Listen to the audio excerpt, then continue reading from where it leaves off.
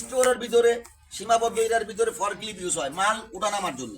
তো এই জন্য আমার 2 নম্বর ইউজ করা মানে বিপজ্জনক।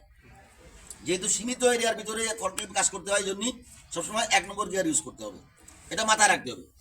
স্টার্টের আগে অবশ্যই আমি নিউট্রাল পজিশনে রাখবো গিয়ার 2টা, আর না আসলাম ফুট করে মারি দিলাম, মারলে কিন্তু বিপজ্জনক, এটা মাথায় রাখবা। কি করবা স্টার্ট করার সময়, কি করবা? নিউট্রালে অবশ্যই। এখন আমি স্টার্ট করব। বিসমিল্লাহির রহমানির রহিম।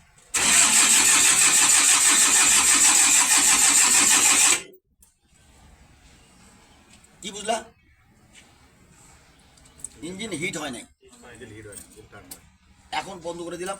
এর বিপরীত দিকে বিভিন্ন গাড়ির হিটের এক লাইন আছে, অনেকে 1 পয়েন্ট দিলে হিট হয়, অনেকের সুইচ এই যে অফ করা আছে। তো এখন বিপরীত দিকে এই দেখো, হাত দাও, হাত দাও, বিপরীত দিকে টানো, ছেড়ে দাও। স্প্রিং করা আছে না, ছেড়ে দিলে অটোমেটিক জায়গা চলে আসে, হাত দাও, স্প্রিং করা। হ্যাঁ, তাহলে আমি কি করবো, এরকম ধরে রাখবো, কমসে কম 30 সেকেন্ড ধরে রাখবো যে হিট হোক।